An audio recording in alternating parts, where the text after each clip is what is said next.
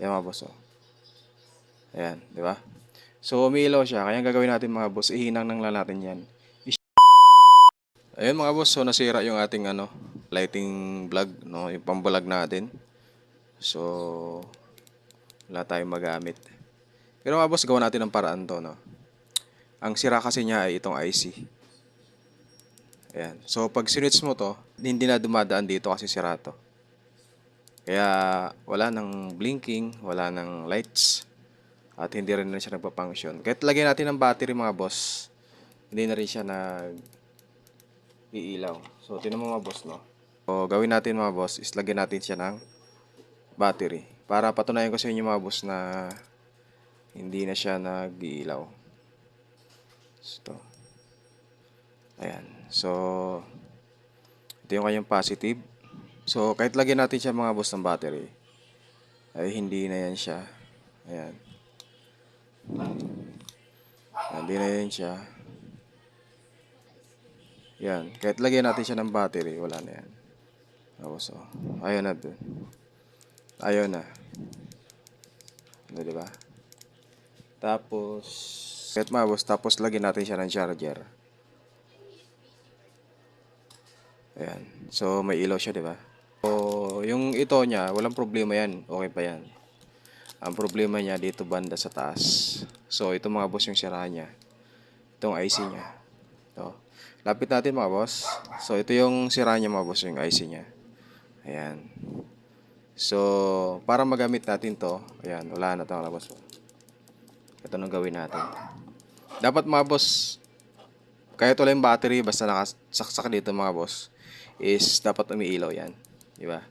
So, para magamit natin ito mga boss, gawin natin mga boss is, ibabypass natin yung switch. Bypass natin itong IC. So, ganito mga boss, no? Kuha lang kayo mga boss ng wire.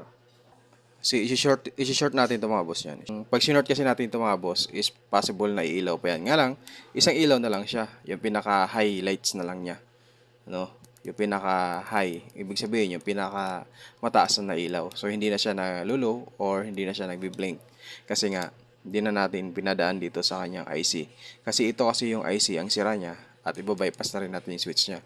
Para magamit natin siya, ganito ang gawin natin para di na tayo gumastos at wala tayo ibang gagawin. I-short lang natin ito mga boss, no? Kuha lang kayo nitong wire na ganito mga boss.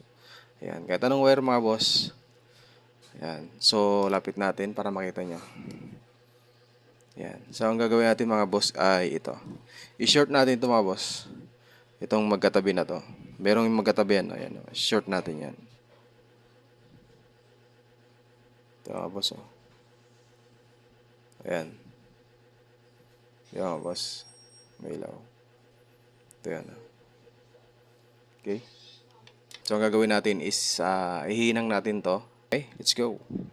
Ayan, so, ayan na mga boss. So, nakahinang na siya. Ayan, nakita niya ba? Nakahinang na. Ayan, hinining na natin. So, siyempre, subukan na natin mga boss. Pag sinaksak natin tong charger mga boss, automatic na siyang iilaw. No? So, hindi na natin siya pinadaan dito. So, charge natin mga boss. Sayang kasi mga boss. Magbibili pa tayo eh. Gastos naman. Ako kasi mga boss yung hindi mahilig maggastos at magbibili-bili. Hanggat sa napapakinabangan pa mga boss is ayan mga boss, umilaw na mga boss. So ayan mga boss, so balik na natin sa kanyang kaha. Yan.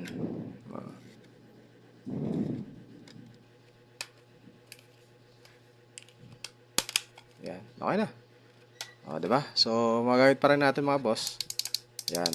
Problema nga lang ay hindi na siya rechargeable at hindi na rin siya nagsiswitch. Ang kagandahan sa kanya is gumana pa rin, di ba?